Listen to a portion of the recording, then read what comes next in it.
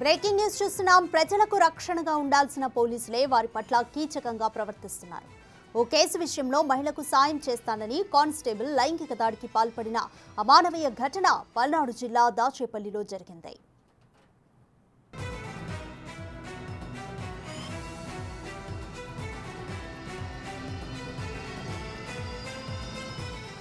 దాచేపల్లిలో జరిగిన ఓ చోరీ కేసులో ముద్దాయికి న్యాయం చేస్తానని తన భార్యపై కానిస్టేబుల్ వెంకట్ నాయక్ లైంగిక వేధింపులకు పాల్పడ్డాడని, 3 నెలల గర్భిణిని అని వేడుకున్న లైంగిక దాడికి పాల్పడ్డాడని మహిళ ఆరోపిస్తోంది.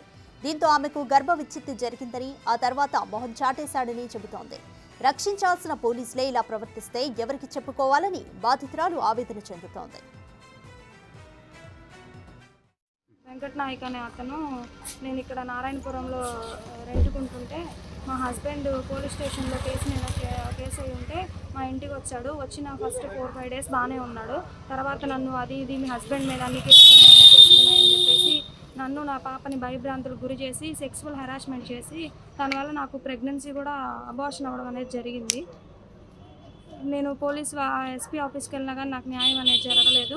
ఇక్కడ సిఐ గారిని సంప్రదించినా కానీ ఎస్ఐ గారి దగ్గరికి వెళ్తే సిఐ గారి దగ్గరికి వెళ్ళమని, సిఐ గారి దగ్గరికి వెళ్తే డిఎస్పీ గారి దగ్గరికి వెళ్ళమని చెప్పేసి ఒకరి మీద ఒకరు చెప్పుకుంటున్నారు.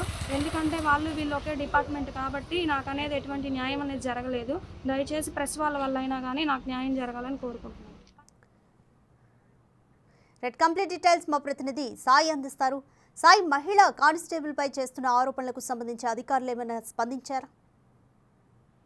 ప్రస్తుతానికైతే పల్నాడు జిల్లా తాచేపల్లికి సంబంధించినటువంటి పోలీస్ స్టేషన్ లో కీచక పోలీసు సంబంధించినటువంటి అంశం పైన ఆ మహిళ ఫిర్యాదు చేయడానికి పోలీస్ స్టేషన్ కి రావడం జరిగింది. అయితే ప్రస్తుతానికైతే స్టేషన్ లో సిఏ గాని డిఎస్పీ అధికారులు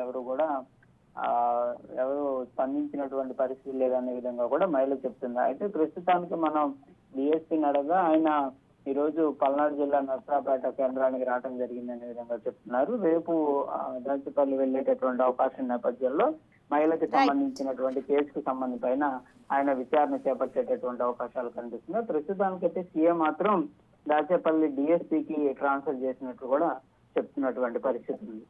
రైట్, థ్యాంక్ యూ సాయి.